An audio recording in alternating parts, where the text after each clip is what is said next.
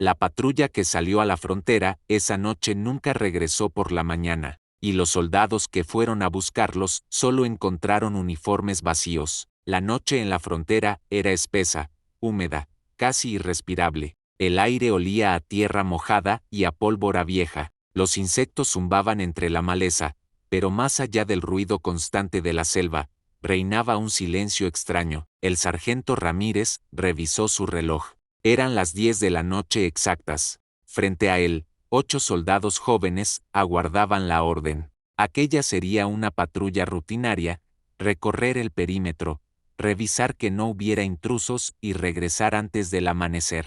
Nada que no hubieran hecho decenas de veces antes. Ruta Alfa hasta el río y de regreso, ordenó con voz firme. Reporte cada 30 minutos por radio. Los hombres asintieron, algunos con nerviosismo. Había rumores que hablaban de luces extrañas en el bosque, de figuras que se movían entre los árboles, de voces que llamaban por la noche con nombres que nadie había pronunciado. Ramírez, veterano de otras campañas, no creía en fantasmas, pero no podía negar que algo en aquella selva lo inquietaba. Los vio alejarse, linternas apagadas, solo con la tenue luz de la luna iluminando sus cascos y fusiles. En el puesto de mando, Ramírez encendió un cigarrillo y esperó la primera comunicación. Pasaron 30 minutos, nada, 40. El silencio de la radio se volvió pesado. A la hora, Ramírez apretó el transmisor. Patrulla Alfa,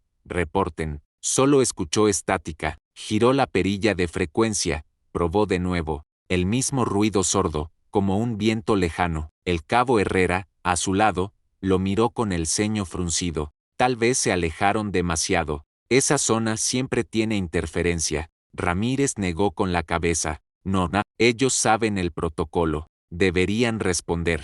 El reloj marcaba ya las 23:15 cuando Ramírez tomó la decisión. Preparen un equipo de búsqueda. Vamos tras ellos. 5 soldados más se alistaron en silencio. El ambiente estaba cargado. Nadie dijo nada, pero todos sabían que algo no encajaba. Avanzaron entre la maleza, siguiendo el sendero que los primeros habían tomado. A medida que se internaban en la selva, el ruido de los insectos disminuía. Era como si el bosque los observara, conteniendo la respiración. Herrera levantó la mano. Escuchen, a lo lejos, un eco metálico, como un casco que caía al suelo. Corrieron hacia el sonido. La linterna de Ramírez iluminó algo en el suelo, un fusil tirado, perfectamente limpio, como si hubiera sido colocado allí con cuidado. ¡Atención!, gritó Ramírez. Más adelante, encontraron la primera prenda, una chaqueta militar, doblada con precisión. Luego, una gorra. Luego, unos pantalones. Herrera tragó saliva. No puede ser. Uno a uno, comenzaron a hallar uniformes vacíos, como si los soldados se hubieran desvanecido dentro de ellos. No había sangre, no había señales de lucha, solo ropa y botas alineadas sobre la tierra húmeda. El cabo recogió uno de los cascos. Por dentro, estaba caliente, como si aún lo hubiera usado alguien segundos antes. Esto es imposible, susurró. Ramírez intentó mantener la calma. Formen un perímetro. Nadie se separa. Pero entonces escucharon algo. Una voz débil, quebrada, que venía del interior de la selva. Sargento, ayúdenos. Todos se giraron. Era la voz del soldado Morales, uno de los que había salido en la patrulla inicial. Morales, gritó Ramírez. ¿Dónde estás? La voz volvió a sonar, esta vez más lejana. Aquí, estamos aquí. Los soldados avanzaron, linternas en alto. La selva parecía abrirse ante ellos, los árboles torcidos como manos tratando de atraparlos. De pronto, en un claro, vieron figuras. 8 figuras de pie, inmóviles, en fila. Eran los soldados desaparecidos. Pero había algo extraño en ellos. Sus rostros estaban pálidos, como de cera, sus ojos completamente negros, reflejando la luz de las linternas como espejos. Y aunque sus bocas se movían, las voces que salían de ellas no eran humanas, eran ecos, como si varias gargantas hablaran al mismo tiempo. Sargento, dijeron todos al unísono. Llegaron tarde. Los fusiles de búsqueda se levantaron de inmediato. Herrera temblaba,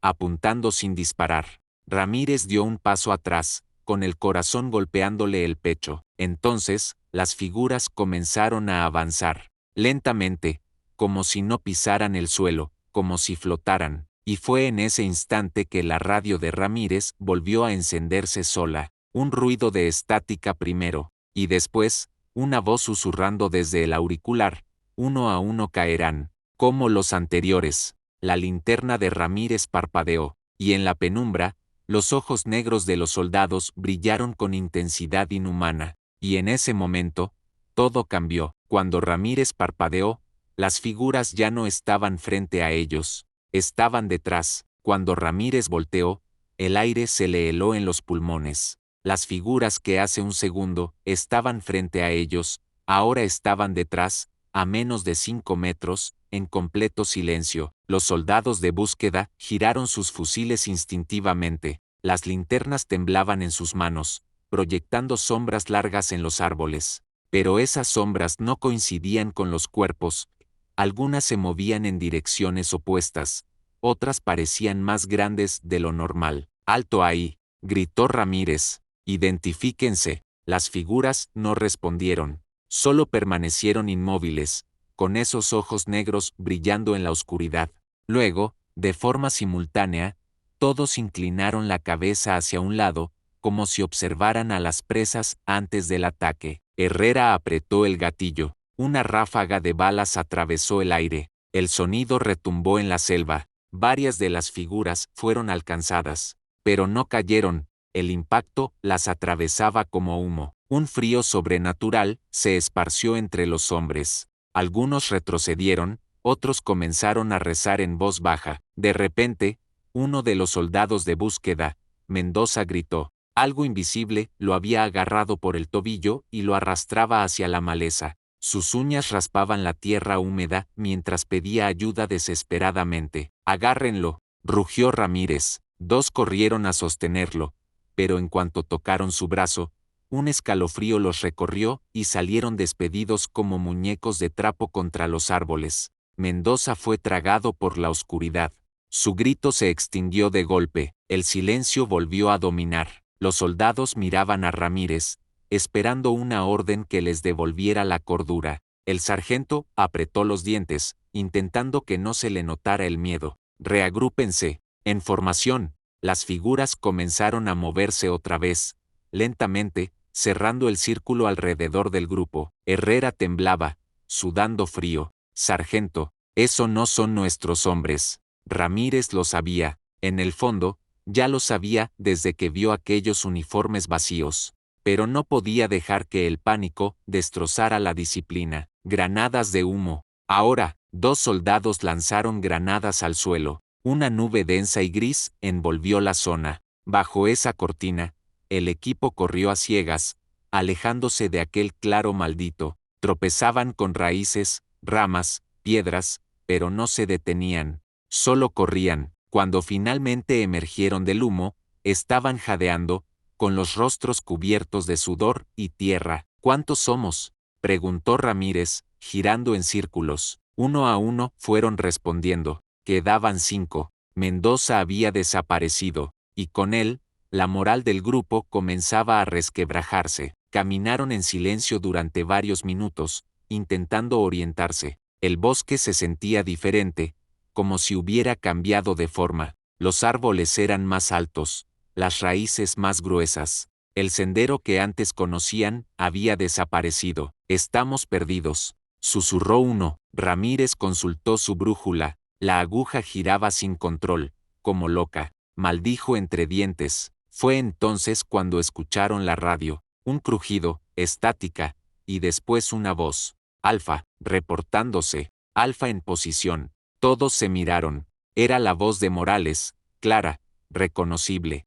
Ramírez llevó el transmisor a sus labios. «Morales, ¿dónde demonios están?». Un silencio breve. Luego, la respuesta: «Estamos en el campamento. Regresen». El corazón de Herrera casi se detuvo. «No, imposible. Ellos no pueden estar en el campamento». Ramírez apretó la radio con fuerza. «Morales, identifícate. ¿Cuál es tu número de servicio?». Del otro lado, La voz respondió, pero no con un número. Respondió con una risa seca, hueca, inhumana. La radio cayó de las manos de Ramírez. En ese momento, un hedor nauseabundo se extendió por la selva. Era como carne podrida mezclada con óxido. Los hombres se cubrieron la nariz, pero era tan fuerte que parecía penetrar por la piel. Entre los árboles, comenzaron a aparecer más uniformes vacíos. Botas, cascos, chaquetas. Cada paso que daban, encontraban más. Cientos, como si ejércitos enteros hubieran desaparecido allí durante décadas. Uno de los soldados, Jiménez, cayó de rodillas.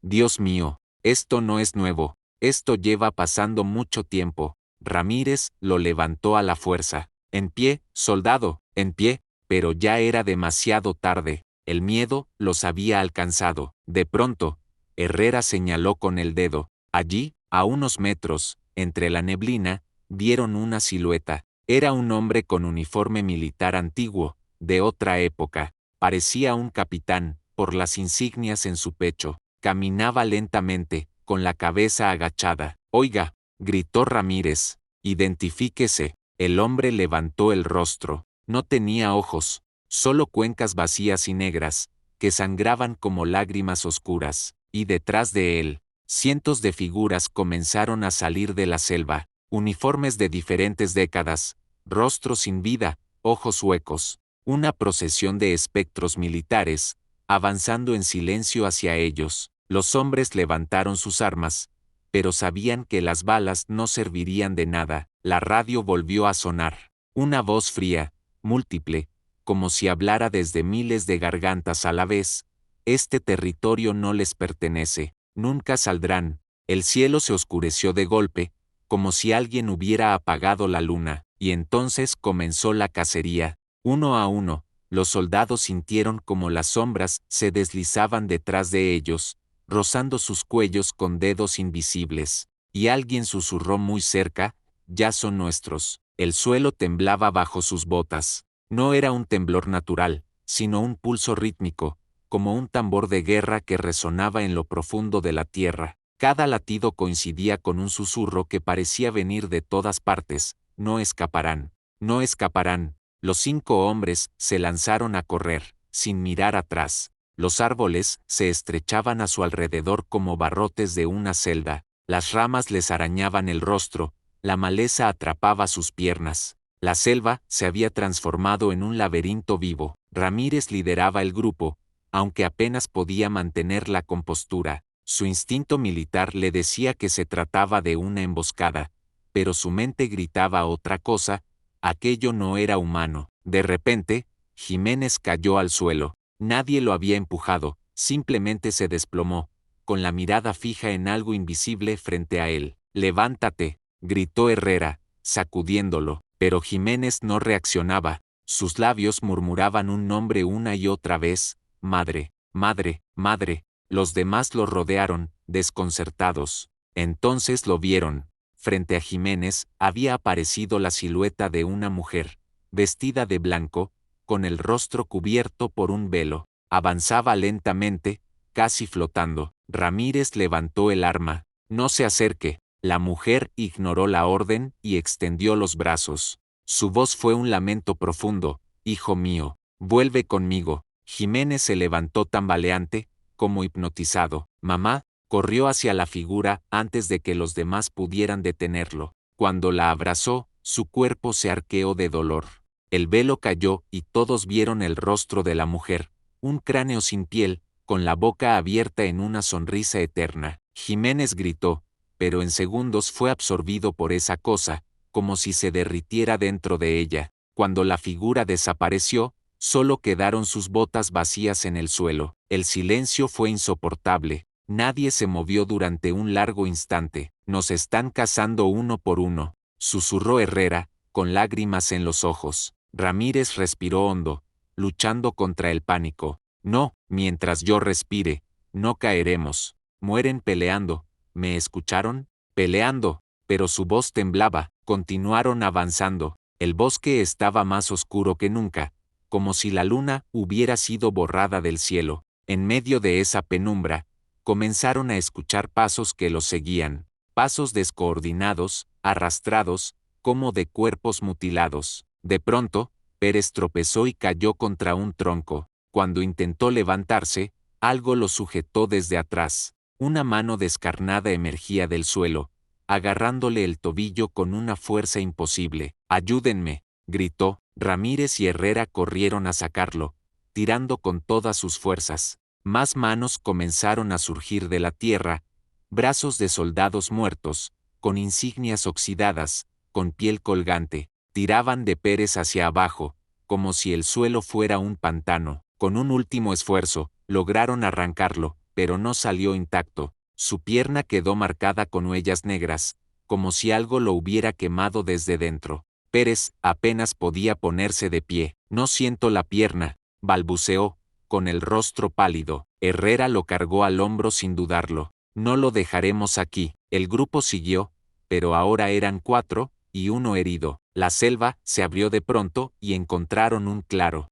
En el centro había un campamento militar. Las tiendas, las hogueras apagadas, incluso las armas. Todo en perfecto orden. Es nuestro campamento», murmuró Herrera, confundido. Era imposible. Habían marchado en círculos durante horas, pero según la brújula rota, habían ido en dirección contraria al campamento. Aún así, allí estaba. Ramírez avanzó con cautela, levantando el fusil. Entraron en la primera tienda. Dentro, las camas estaban tendidas, los cascos alineados, y en cada litera había un soldado. Morales, Santos, Cruz, todos los desaparecidos, pero no estaban vivos, y tampoco completamente muertos. Sus cuerpos respiraban, pero sus ojos estaban abiertos, fijos en el vacío, sin parpadear. Una fila de hombres atrapados en un sueño eterno. «Dios bendito», susurró Herrera, «están aquí. Todo este tiempo estuvieron aquí».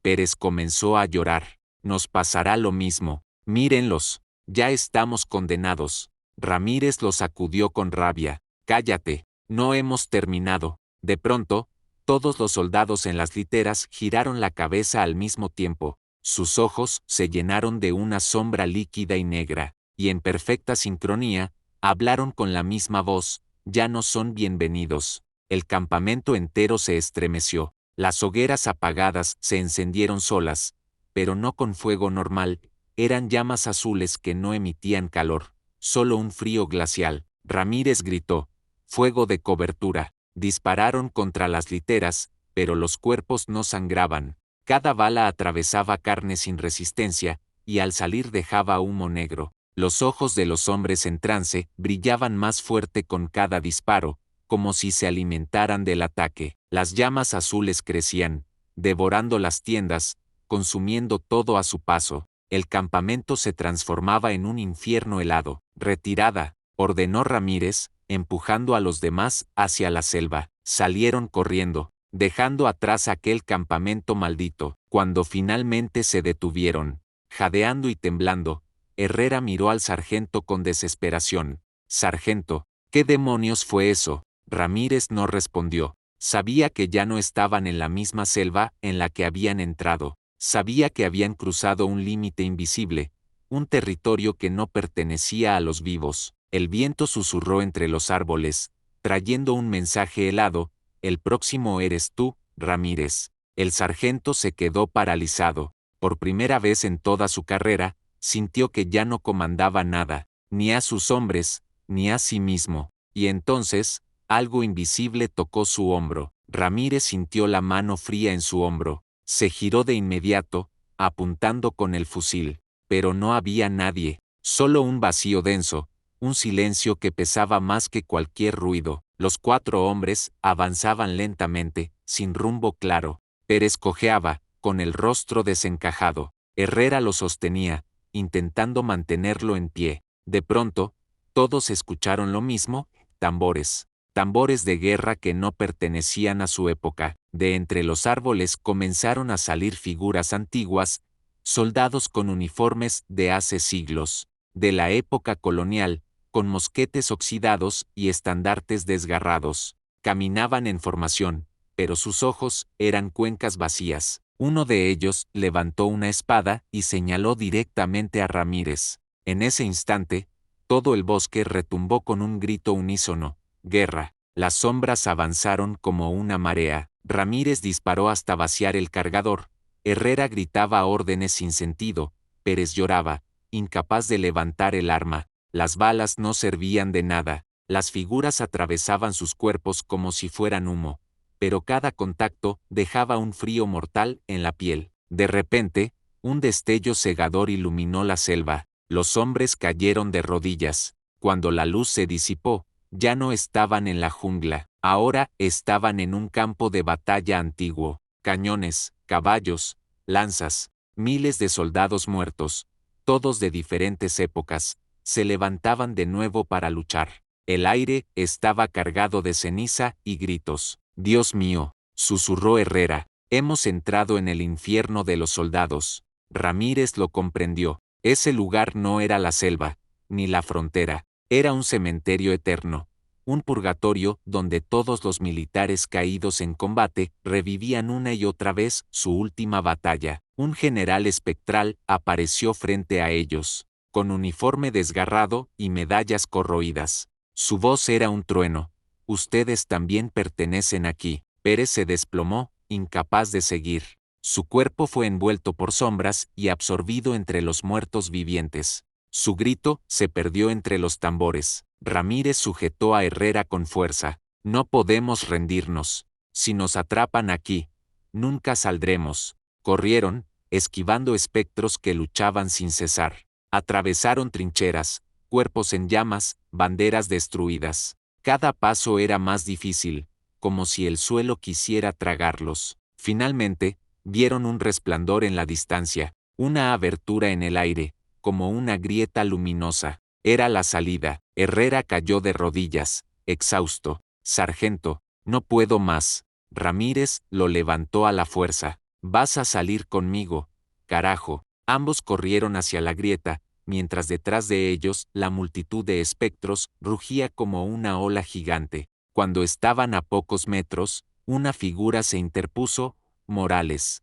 Pero no era el Morales que conocían. Sus ojos eran pozos de sombra, su piel estaba marcada con cicatrices imposibles. «¿A dónde creen que van?», dijo con una voz que no era la suya. Ramírez dudó. Ese era su hombre, su soldado perdido, pero también sabía que ya no era humano. Apuntó el fusil. Morales sonrió, mostrando dientes ennegrecidos. «Si disparas, disparas contra tu hermano». El dedo de Ramírez temblaba en el gatillo. Finalmente, apretó los dientes y disparó. El cuerpo de Morales se desmoronó en humo negro. La grieta brilló más fuerte. «¡Corre!», gritó Ramírez, empujando a Herrera hacia la luz. Ambos atravesaron la abertura y cayeron pesadamente sobre el suelo húmedo. De nuevo, estaban en la selva. La noche era normal otra vez, el cielo mostraba estrellas, pero solo quedaban dos. El resto del escuadrón se había perdido para siempre en aquel purgatorio de soldados. Herrera lloraba en silencio.